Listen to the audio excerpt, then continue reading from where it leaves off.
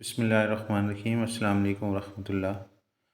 حضرت سعد بن ابی وقاص سے روایت ہے کہ رسول اللہ صلی اللہ علیہ وآلہ وسلم نے فرمایا، جس نے ہر دن صبح کے وقت 7 اجوا کھجوریں کھا لی، اسے اس دن نہ زہر نقصان پہنچا سکے گا اور نہ جادو۔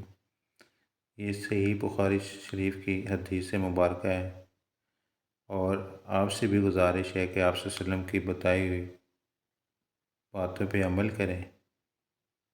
اللہ تعالیٰ آپ کو عمل کرنے کی توفیق دے۔